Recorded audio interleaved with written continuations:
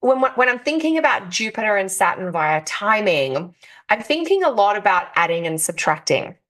And this isn't going to turn into a maths class, but rather I'm thinking about how in a Saturn transit, you are really called to remove or reduce or minimize certain things in your life to make less of what's going on, usually so that you can make more of what's really important. But to do that, we have to get rid of things first.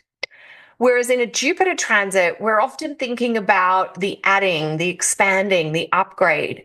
So when I'm thinking about Saturn transits and Jupiter transits, particularly in the context of, the year ahead, I'm thinking about where and how is Saturn calling me to reduce or minimize or streamline or simplify, and where and how might Jupiter be guiding me to expand or to experiment or to add in.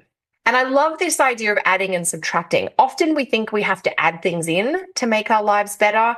And one of the great teachings that comes from the planet Saturn, but is also embedded in a lot of the Stoic philosophies, is this idea that actually we often get to this place of clarity and simplicity when we take things out of our life. And that is definitely an approach that Saturn is all about. So let's start with Jupiter. And what we're going to do is just take a look at what Jupiter's doing by transit in the course of 2025 to see how that might inspire the adding in process that you could do. So in 2025, Jupiter will spend part of the year in Gemini and then part of the year in Cancer. So Jupiter will be in Gemini until June 9. We've just got a little furry friend joining us here. So Jupiter will be in Gemini until June 9, and then it's going to move into Cancer. So from the perspective of Jupiter and this idea of adding in or expanding, we've got the first half of 2025, which is the Jupiter and Gemini part of the year. And then we have the second half of 2025, which is the Jupiter in Cancer part of the year.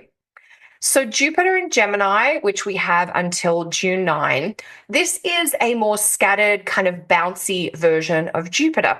There is a shorter focus that Jupiter in Gemini has. It's more flexible. It's definitely more changeable.